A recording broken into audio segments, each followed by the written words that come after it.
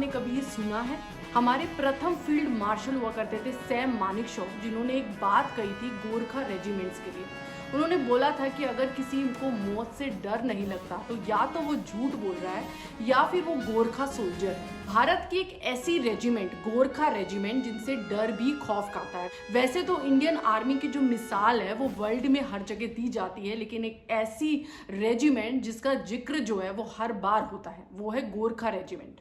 World war 2 के वक्त से ही गोरखा रेजिमेंट से सारी वर्ल्ड की जो सेनाएं हैं वो खौफ खाती थी। तो आज इस वीडियो में हम समझेंगे कि जो गोरखा रेजिमेंट है उसका गठन कब हुआ था, उसकी हिस्ट्री के बारे में चर्चा करेंगे। भारतीय सेना में इसका विलय कब हुआ था, इसकी अहम भूमिका जो भारतीय सेना में है अभी इस वक्त, उसके बारे में बात करेंगे और इसकी स्पेशलिटी क्या है। यहाँ पर हम ओरिजिन की बात करते हैं तो जो गोरखा होते हैं वो नेपाल की एक जाति होती है और वो स्वभाव से बहुत ज्यादा आक्रामक बताई जाती है, जो किसी की रक्षा के लिए अपनी जान भी गवा बैठे, ऐसा गोरखाओं के लिए बोला जाता है। गोरखा वर्ड का मीनिंग भी होता है प्रोटेक्टर। अब भारतीय सेना के जो गोरखा हैं उनकी स्टार्टिंग हुई थी ट्रीटी ऑफ सागोली से। 1814 से 1860 के बीच 2 साल एक वॉर हुआ था जो कि ब्रिटिशर्स और नेपाल की आर्मी के बीच हुआ था, जिसे हम एंग्लो नेपालीज वॉर के बारे में बताते हैं। अब उसमें एक ट्रीटी साइन हुई थी, ट्रीटी ऑफ सागोली। बहुत टाइम तक वॉर करने के बाद जो नेपाल की सेना थी वो धीरे धीरे जो है वो वीक होती जा रही थी, क्योंकि जो ब्रिटिशर्स थे उनकी संख्या बहुत ज्यादा थी सेना के रूप में और उनके पास हथियार भी बहुत ज्यादा आधुनिक थे, और इस वजह से जो नेपाल की सेना थी वो लगातार हार का सामना कर रही थी। अब इस वॉर में ब्रिटिशर्स जीत तो गए, लेकिन वो उनकी आंखें दंग की दंग रह गई जब उन्होंने इनकी वीरता देखी, यानी जो नेपाल के गोरखा सोल्जर्स थे जब उनकी वीरता देखी, उनकी बहादुरी देखी, तो जो ब्रिटिशर्स थे उनकी आंखें खुली की खुली रह गई। वीरता को देखकर ब्रिटिशर्स ने ये डिसाइड किया कि जो ये गोरखा सोल्जर्स हैं वो ब्रिटिश आर्मी में भी हिस्सा लें और उनकी आर्मी को सर्व भी करें, और वहां से स्टार्ट हुआ ये गोरखा राइफल्स रेजिमेंट। इंग्लैंड के जो किंग हैं चार्ल्स, उन्होंने भी एक बार गोरखा सोल्जर्स के लिए बात कही थी कि अगर आप पूरे वर्ल्ड में किसी जगह पे सिक्योर फील करते हो तो आप समझ लीजिए कि आप गोरखाओं के आसपास ही खड़े हैं। ब्रिटिश आर्मी ने गोरखाओं का बहुत ज्यादा यूज किया, चाहे वो एंग्लो सिख वॉर हो या फिर अफगान वॉर हो, दोनों ही वॉर्स में जो है गोरखा रेजिमेंट के सोल्जर्स ने अपनी अहम भूमिका निभाई थी। वर्ल्ड वॉर 1 की बात हो, वर्ल्ड वॉर 2 की बात हो, दोनों ही वॉर्स में जो गोरखा रेजिमेंट के सोल्जर्स थे उन्होंने अपना पराक्रम दिखाया था। हम बात करें 1914 की, तो 1914 में गोरखा रेजिमेंट्स में टोटल मिलाकर 10 राइफल प्रेजेंट थी। जब 1947 में इंडिया आजाद हुआ तो एक ट्राई पार्टिड एग्रीमेंट बना इंडिया, नेपाल और ब्रिटेन के बीच में। ट्राई पार्टिड एग्रीमेंट से बात सामने आई थी कि जो भी गोरखा सोल्जर्स है वो इंडिया और ब्रिटिशर्स को जो है सर्व कर सकते हैं, यानी उनकी कंट्रीज में जाके वो एज अ आर्मी में काम कर सकते हैं। और इस वजह से जो गोरखा रेजिमेंट्स का बंटवारा हो गया, यानी 1947 में जब इंडिया भी आजाद हुआ तो गोरखा रेजिमेंट्स का भी बंटवारा देखने को मिला।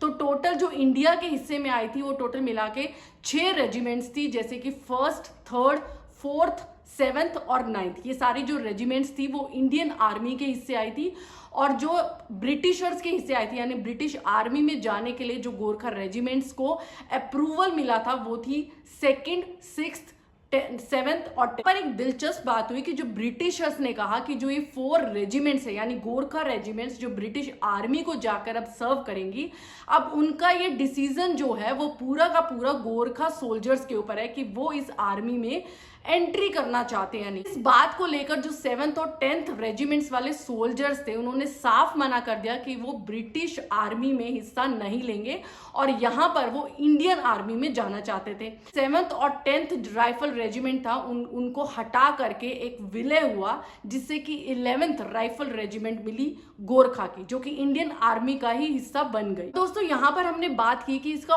ओरिजिन कैसे हुआ था। अगर हम कॉन्ट्रीब्यूशन की बात करते हैं तो वर्ल्ड वॉर 1, वर्ल्ड वॉर 2 के साथ साथ इन्होंने बहुत सारे वॉर्स में जो है कंट्रीब्यूट किया था, चाहे वो 1962 का वॉर हो, चाहे 1965 का, 1971 का।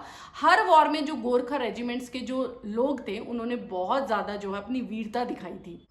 दोस्तों, अगर हम फ्री इंडिया के पहले अशोक चक्र की बात करते हैं तो वो भी गोरखा रेजिमेंट के एक सोल्जर को ही मिला था, जिनका नाम था नायक नर बहादुर शाह। कॉन्ट्रीब्यूशंस देखते हैं, यानी इनकी जो भूमिकाएं देखते हैं या जो भी उन्होंने मेडल्स जीते हैं, तो दोस्तों अगर हम मेडल्स की बात करते हैं तो उनमें भी गोरखा जो रेजिमेंट के सोल्जर्स हैं उनके पास बहुत सारे मेडल्स हैं। जैसे अगर हम बात करें, इनके पास परमवीर चक्र जो है वो 3 है, 84 इनके पास वीर चक्र है और 33 जो है वो महावीर चक्र है। गोरखा रेजिमेंट्स की भारतीय सेना में टोटल 9 रेजिमेंट्स हैं, जिसमें 39 बटालियंस में टोटल 30,000 सोल्जर्स जो हैं वो सर्व करते हैं इंडियन आर्मी में। गोरखा सोल्जर्स जो है वो महाकाली को बहुत ज्यादा मानते हैं और वो ये सोचते हैं कि अगर भक्ति और शक्ति को जोड़ा जाए तो हमेशा एक गोरखा ही पैदा होगा। उनका जुमला है जय महाकाली आयो गोरखाली। वो हमेशा वॉर करते हुए, यानी दुश्मनों पर जब वो अटैक करते हैं तो इस स्लोगन को वो जरूर बोलते हैं। दोस्तों जब भी ये युद्ध में जाते हैं तो एक अपना अलग से एक हथियार लेके जाते हैं जिसको कुकरी बोला जाता है।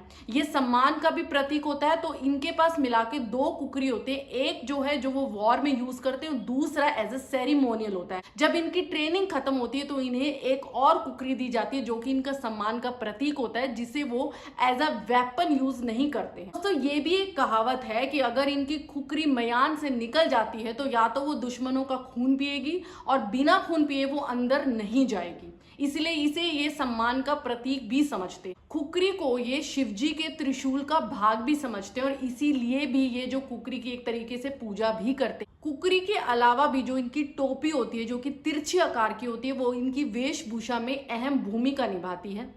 अब जो इनकी टोपी होती है इसे बोला जाता है गोरखा तेरई हैट। में कुल मिलाकर जो गोरखा ट्रेनिंग सेंटर्स है उनकी संख्या है 14, जिसमें 42 वीक्स का ट्रेनिंग पीरियड होता है, जिसमें ये फिजिकल और मेंटली जो है वो ट्रेनिंग कराई जाती है इनसे, ताकि ये स्ट्रॉन्ग बने to serve in the Indian army. Gorkha regiments में सिर्फ नेपाल के ही गोरखा नहीं होते हैं, बल्कि यहाँ पर उत्तराखंड के लोग भी और साथ ही साथ नॉर्थ ईस्ट के भी जो लोग जो सेना में आना चाहते हैं वो भी इस रेजिमेंट का हिस्सा होते हैं। गोरखा सोल्जर्स जो हैं वो नेपाल, भारत और ब्रिटेन के अलावा वर्ल्ड में बहुत सारी जगह जो है वो सर्व करती हैं आर्मीज में। एग्जाम्पल के तौर पर जो ब्रुनेई के सुल्तान है उनके पास भी एक गोरखा रिजर्व यूनिट है, जिसमें बहुत सारे गोरखा जो सोल्जर्स हैं वो उनकी आर्मी को सर्व करते हैं। तो है जो वीडियो में हमने बात की इनकी ओरिजिन की, इनकी कंट्रीब्यूशन की हमारे इंडियन आर्मी में और इनकी स्पेशलिटी की, जो इनको अलग करता है दूसरे रेजिमेंट से।